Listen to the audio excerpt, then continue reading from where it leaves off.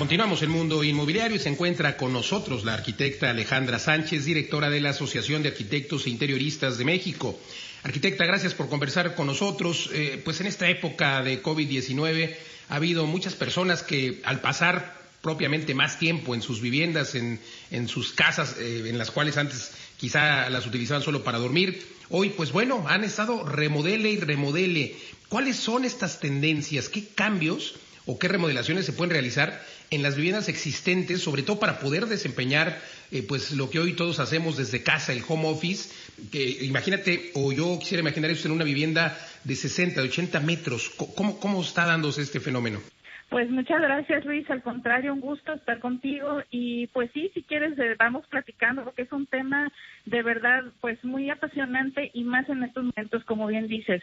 Pues mira, es una gran realidad que esta situación nos tomó a todos de sorpresa, y ni qué se diga en la cuestión de arquitectura, de diseño o de interiorismo, ¿no? Entonces, partiendo de lo que dices tú, exactamente, o sea, la primera esfera, la más fuerte, que la mayor parte de la gente es en donde está viviendo, que es en pues departamentos, vamos a hablar específico en ciudades grandes como Ciudad de México, en departamentos... Y departamentos pequeños. Exactamente, por eso digo, de 60 a 80, partiendo de tu punto, creo yo que es el área donde más situación difícil está viendo, ¿no? Porque pues en algunos casos hay viviendas, curiosamente, fíjate, de los años 60 que todavía hay en nuestra ciudad, 70, que tienen un muy buen diseño. Pues esos departamentos, créeme que la están pasando mejor que algunos diseños desde los 80. Los famosos hechos por Infonavit de aquellos años, ¿no? Todavía tienen buenos metros cuadrados. Claro que sí, y aunque no lo creas, hay algunos muy buenos diseños, porque hay que recordar que el Infonavit contrataba hace muchos años arquitectos de grandes firmas que realmente sí hacían como hasta los premios nacionales de vivienda, ¿verdad? Entonces, sí hay departamentos de esos metros bien, en el sentido que es bien, en que todavía se preocupaban por tener ventilación natural, por iluminación natural, ¿verdad? Y la existencia de esos famosos, porque te vas a acordar, de esos grandes cubos centrales, o bueno, casi siempre se ponen en el centro, pero esos cubos que eran justamente estas grandes chimeneas para poderle dar esos servicios a los departamentos. Entonces, o los famosos prismas en la parte del cuarto de lavado, o lo que se denomina también sotehuela, siempre había pues por lo menos una ventana, etcétera. Tienes toda la razón respecto a la iluminación. Y yo te preguntaría, ¿cómo, a ver, las personas que hoy no tienen o no viven en estos inmuebles de los 70s, de los 80s y viven en uno más moderno, en donde cada vez se fue limitando más justamente la iluminación natural y por otro lado pues los espacios? Yo conozco departamentos y hemos visto unidades que están pues prácticamente en pasillo, es decir, no tienen ninguna ventana hacia la calle porque el diseño y la autorización así se permitió. ¿Qué hacer ahí? Digo, la luz de un foco pues para nada es igual a la natural. Claro, mira, tampoco vamos a tratar de forzar las cosas.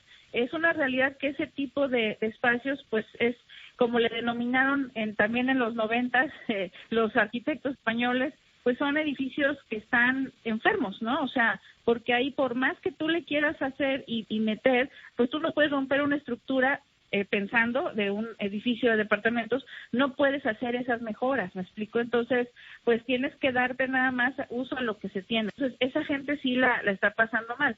Hay edificios en los cuales son de 3, 4 pisos que sí puede haber una modificación. Entonces, en estos casos, pues bueno, sí se puede, ¿verdad? Y la permisología de donde esté ubicado también lo permite y se pueden abrir ventanas, pues qué considerar que si no las hay, pues abrir ventanas para generar luz, ventilación de primera instancia. Eso suena muy bien, digo, a ver, si yo viviera en un departamento que no tiene ventanas muy amplias, pues perfectamente puedo tirar una pared y se me ocurriría incluso pues hacer una de estas ventanas de piso a techo. La pregunta es, nuestros radioescuchas, ¿qué tendrían que hacer? ¿A quién le tendrían que preguntar? Porque también podríamos estar hablando de un daño estructural, ¿no?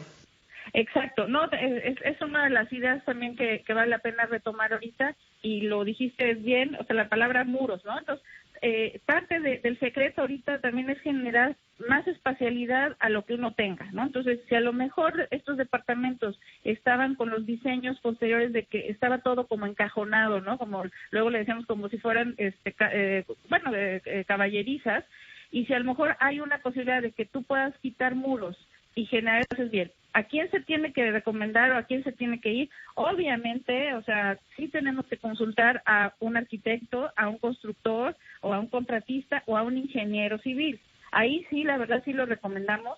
Yo sé que hay mucha gente muy valiente, claro, ¿no?, que llega y hace cosas. Totalmente de acuerdo. Hablamos, la asociación es interesantísima porque es asociación de arquitectos e interioristas. A veces se nos ocurre que para poder trabajar en un departamento de 60 metros cuadrados desde casa, pues vamos a tener que quitar o sacrificar la sala y poner un escritorio para poder estar más confortables. ¿Cuál es la labor de los interioristas? A veces conocida por el público en general, pero que podrían a lo mejor precisamente diseñar un mueble más bien que pues sea híbrido, ¿no? Que sea sala, pero que al mismo tiempo pueda ser escritorio. ¿Cómo funciona esto?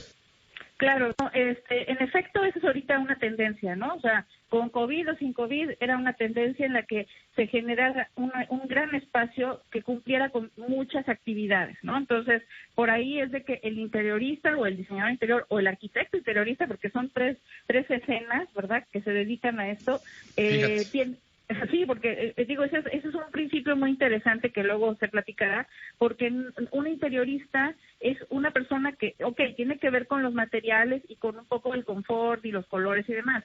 Un arquitecto interiorista, sí te genera estos espacios, pero él sí tiene en la mente cómo va a funcionar esta cuestión estructural, esta cuestión constructiva y que va a aportar al interiorismo. Entonces, lo que tú estás diciendo es estos grandes espacios que a la vez son cocinas, pero que tienen también sus barras y que justamente son, obvio, para cumplir la cuestión de comida, pero también en estos momentos de la pandemia, pues tú lo has visto, yo creo, o sea, estas grandes barras pues también son home office y son homeschooling y tal, ¿no? Entonces... Centro de tareas para los hijos, desayuno, la verdad es que son multifuncionales. Creo que los arquitectos, los desarrolladores nunca se imaginaron de esta, iba a decir dualidad, pero no multifuncionalidad de las barras de cocina. Y de ahí también la importancia de los materiales, caray. Pero bueno, ya habrá tiempo, se termina el tiempo, querida arquitecta, pero de verdad que hay temas muy interesantes que se quedan en el tintero.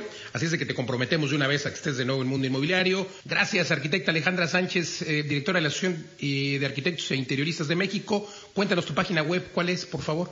Sí, con gusto, Luis, es www.aai-intermediomexico.com y de igual manera en las redes sociales estamos en Facebook y en Instagram como AI México y con gusto pues ahí pueden ver ejemplos de grandes arquitectos, de grandes diseñadores mexicanos y pues bueno, inspirarse para tener algún resultado un poco más favorable en nuestros interiores. Perfecto, gracias Alejandra, hay que darnos una vuelta a tu página, nosotros continuamos aquí en Mundo Inmobiliario. Mundo Inmobiliario con Luis Ramírez.